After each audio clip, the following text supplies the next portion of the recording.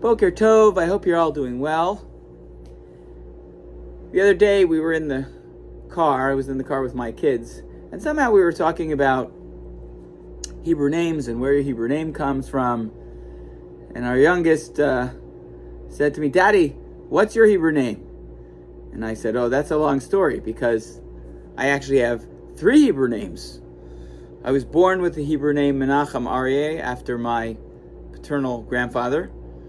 And then when I was around 2, I had some eye surgery. There's a tradition to add Chaim, life, to somebody's name when they have surgery. But the truth is, I think my mother's father had recently passed away, and she wanted to sneak his name in there too, so my name became Chaim Menachem Aryeh. Now, when you add the title rabbi, and when you add Ben, the son of my parents, my name goes on forever. I explained to our youngest. And this has me thinking about Hebrew names, which is appropriate because the Torah portion that we're about to begin this Shabbat, indeed the book we're about to begin, is of course called the book of Exodus, but in Hebrew, Shemot. And what does Shemot actually mean? You guessed it, names. The book of names. Why does the story of the Exodus and our bondage in Egypt and Moses and the whole Passover story that you know start with the word names? Nachmanides, the 13th century commentator, says that the text wishes to count the time of their descent in Egypt as the beginning of exile and returns back to when they went down to Egypt. When did they go down to Egypt?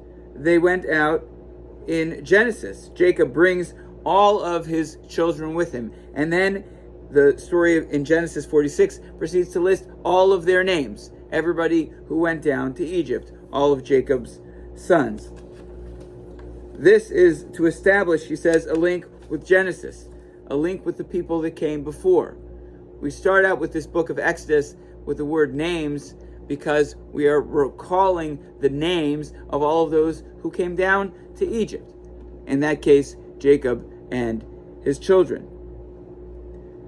Leviticus Rabbah, the Midrash says that Rav Huna taught that actually one of the reasons the Israelites were redeemed from slavery was because of a few things that they did.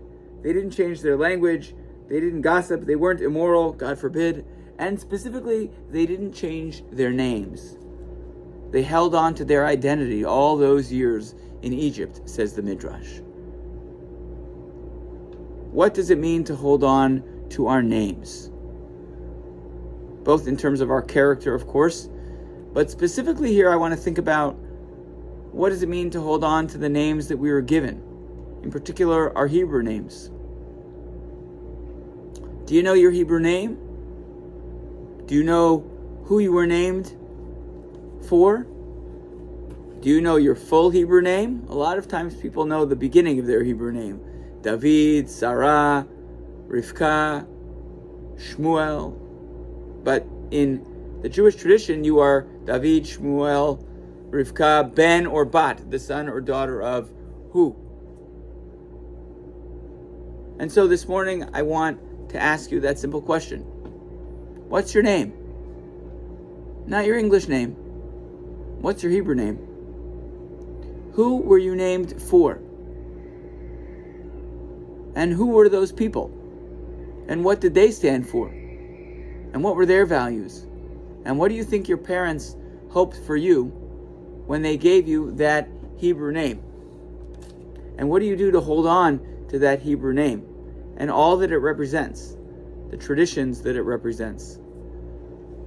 I would love to hear from you. If you want to send me a note, a little bit about your Hebrew name and the history of your name and who you were named for.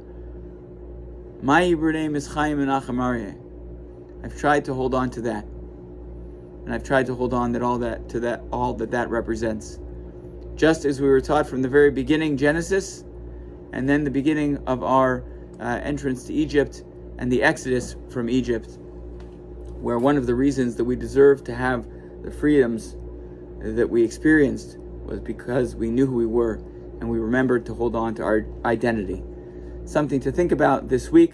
I wish you all a wonderful week ahead.